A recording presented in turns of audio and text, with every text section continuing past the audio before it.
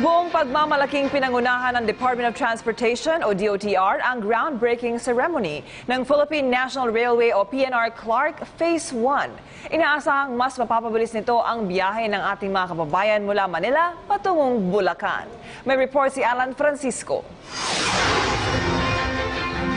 Isang beses kada linggo, bumabiyahe mula Maynila hanggang Malolos, Bulacan at vice versa si Marjorie para bisitahin ang kanyang lola, kung saan 2 oras ang kanyang ginugugol. Bilang pasahero, nahihirapan siya lalo't madalas niyang kasama ang kanyang anak. Traffic, lalo na pag may baby, mahirap pag sumasakay. Kaya naman malaking tulong aniya ang Philippine National Railway o PNR Clark Phase 1 ng North-South Commuter Railway Extension Project na ngayong araw ay nagsagawa ng groundbreaking ceremony sa Malolos.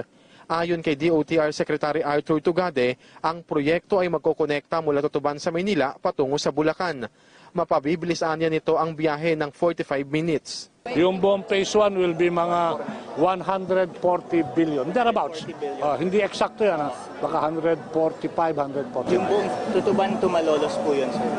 Tutuban to Malolos. Kapag naging operational na ang PNR Clark Phase 1 sa 2021, inaasahang nasa 340,000 na pasahero ang kayaan nila nitong serbisyuhan araw-araw. Ito ang unang bahagi ng PNR Clark Project na kalaunan ayon sa DOTR ay aabot hanggang Clark, Pampanga.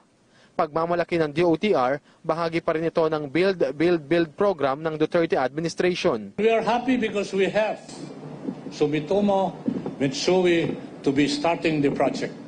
Sir, we are happy that we tie up with you today, but please, I remind you, starting a project is one thing, completing the project is another.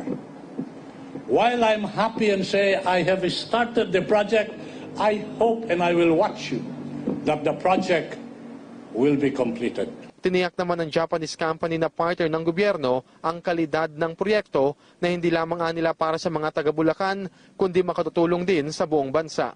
Alan Francisco para sa Bayan, Malolos, Bulacan.